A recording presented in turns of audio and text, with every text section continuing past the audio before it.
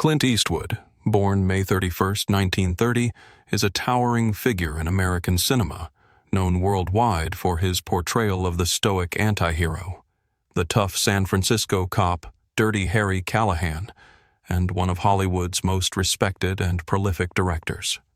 He is one of the rare figures in entertainment whose contributions span generations and genres, from westerns, thrillers, dramas, to war films and biopics. Even in his 90s, he remains artistically vibrant, continuing to act, direct, and challenge cinematic norms with recent works such as Cry Macho, 2021, and Juror Number 2, 2024. Yet at age 95, the American cinema icon, known for his calm demeanor, unwavering toughness, and near-mythical quality, made a rare and vulnerable confession that shocked those who thought they knew the man behind the legend. In a quiet, reflective moment, the veteran actor uttered just 9 haunting words. "She's the only one who could have done that to me." The confession was not about a physical injury or a professional failure, but about Sandra Lakash, the woman who left a deep and lasting scar on his life that 9 decades of living have not fully healed. The question is, how could a man defined by perseverance, humility, and independence, a man who always maintained control in his life and on screen, be so devastated by a relationship that he admitted to being emotionally numb? And did the public aura he built throughout his career mask a harsh truth about the personal trauma he suffered? Or was this simply the result of a bitter, public legal battle? Let's delve into Eastwood's brilliant life and career and uncover the mysteries and truths behind this haunting confession in his twilight years. Clint Eastwood, born Clinton Eastwood Jr., was born in San Francisco, California. He grew up during the Great Depression, experiencing a modest life that forged a resilient character and a strong work ethic. His teenage years were marked by frequent moves across California due to his father's work as a steel worker and migrant laborer. These formative years taught him the values of perseverance, humility, and independence, qualities that would later shape both his on-screen persona and his off-screen demeanor. After graduating from high school in 1949, Eastwood worked a variety of odd jobs, including lifeguard, newspaper carrier, grocery store clerk, forest firefighter, and golf caddy. He enlisted in the United States Army during the Korean War. His first foray into Hollywood came when he was spotted by an assistant at Fort Ord and invited to meet with the director. Although initially criticized for his stiff acting style, Eastwood signed his initial contract in April 1954. His first big break came in the late 1950s, when he was cast as Rowdy Yates in the Western television series Rawhide. The series, which ran from 1959 to 1965, was a huge success, bringing Eastwood his first fame. However, Eastwood was unhappy with his character, feeling that Rowdy Yates was too childish and awkward for his nearly 30 years of age. Eastwood's career skyrocketed to international superstardom in the mid-1960s when he teamed up with Italian director Sergio Leone. This collaboration resulted in the classic Dollars trilogy: A Fistful of Dollars, 1964, For a Few Dollars More, 1965, and The Good, the Bad, and the Ugly, 1966. These spaghetti westerns introduced the world to the iconic Man with No Name, a calm antihero whose quiet strength and moral ambiguity captivated audiences. Eastwood was instrumental in creating the character's distinctive visual style. This role transformed the Western genre, bringing a gritty realism that contrasted sharply with the more traditional, sanitized cowboy image of previous decades. In the 1970s, Eastwood continued to develop his acting and directing career with a series of commercially successful and critically acclaimed films. He introduced another legendary character, police officer Harry Callahan in Dirty Harry, 1971. This tough, uncompromising San Francisco cop became synonymous with justice served outside the bounds of bureaucracy, a concept that resonated deeply with a generation struggling with rising crime and disillusionment with authority. The film spawned numerous sequels and cemented Eastwood's reputation as a tough, uncompromising action star. His famous line, "Go ahead, make my day," has become one of cinema's immortal lines. In addition to his acting achievements, Clint Eastwood has also developed into one of Hollywood's most respected and prolific directors. His directing career began with Play Misty for Me in 1971. His films, such as Unforgiven, 1992, Mystic River, 2003, Million Dollar Baby, 2004, and American Sniper, 2014, revealed a filmmaker capable of exploring the human condition with depth, sensitivity, and nuance. Unforgiven in particular is considered a landmark as it deconstructs the myths of the Old West and offers a melancholy meditation on violence, morality, and redemption.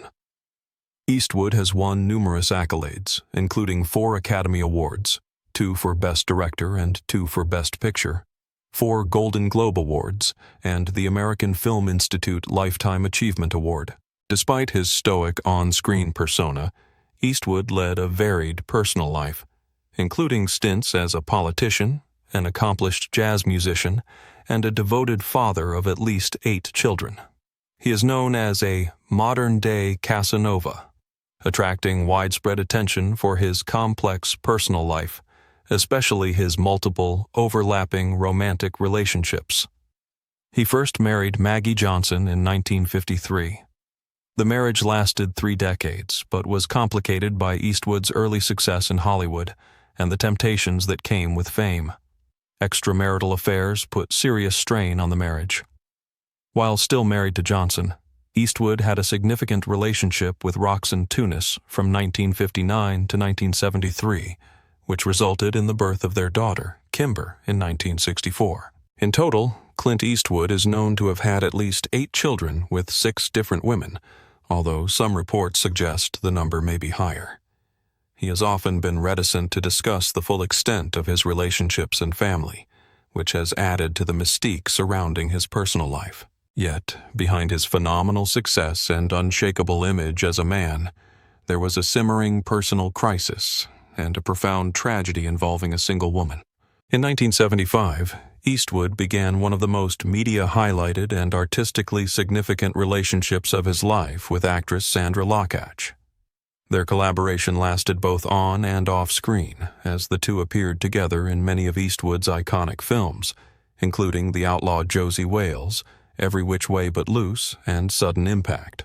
They lived together for over 14 years, and Locke became one of Eastwood's most prominent partners.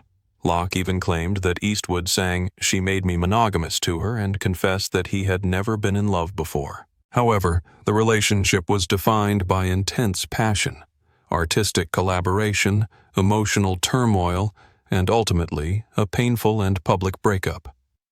The relationship ended acrimoniously in April 1989, leading to a high-profile legal battle in the media. Locke sued for unregistered spousal support and later sued for fraud.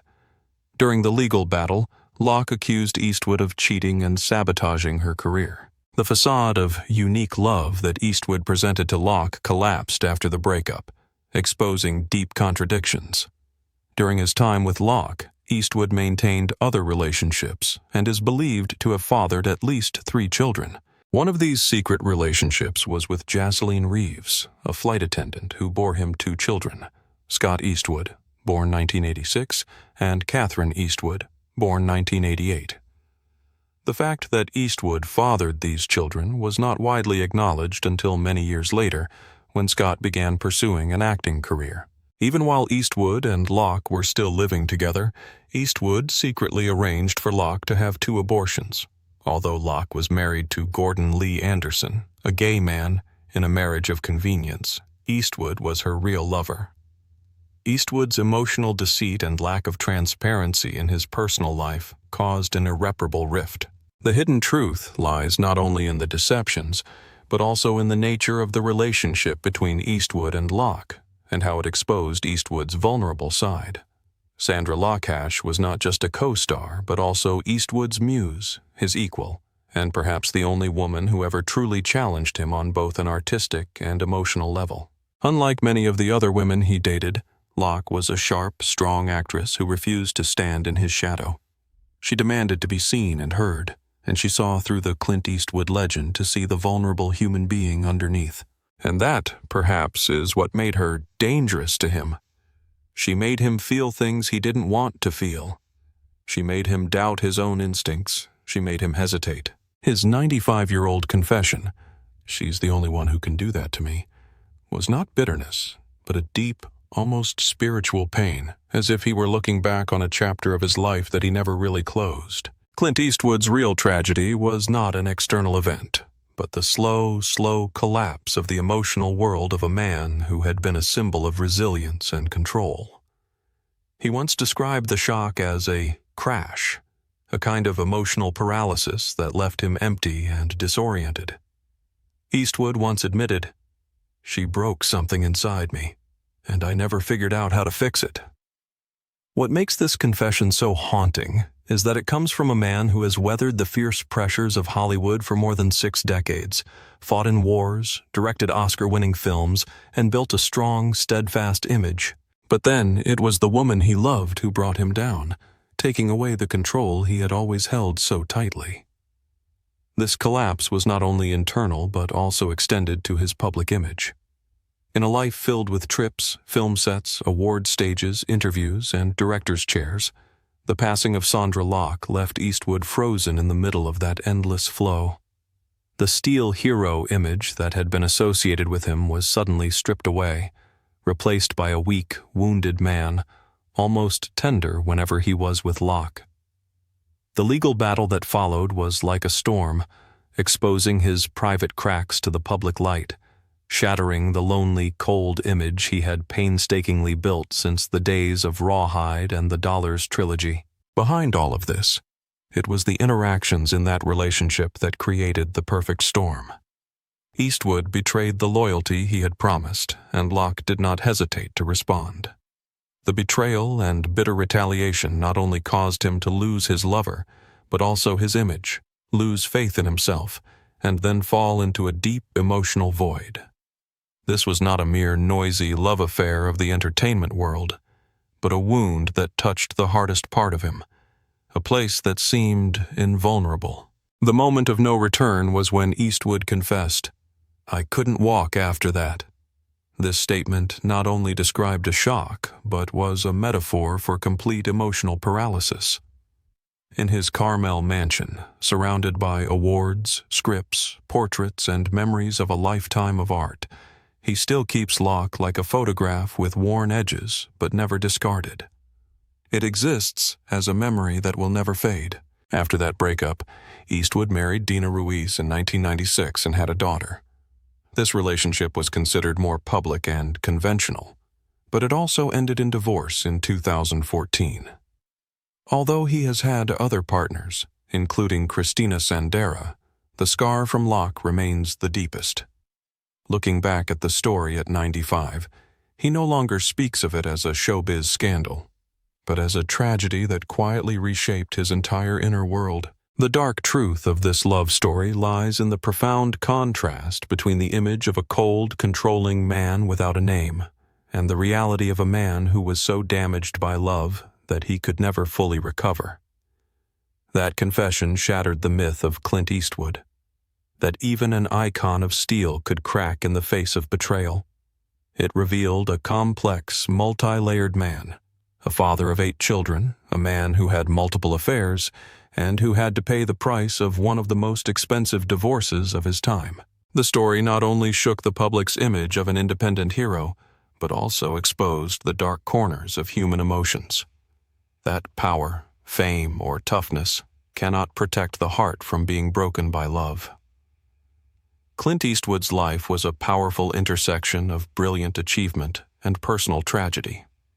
Not only was he an artist who reinvented himself and reshaped American cinema, winning prestigious awards such as the AFI Life Achievement Award and the French Legion of Honor, but he was also a living testament to the fragility of the human spirit under the pressure of fame and the complexities of love.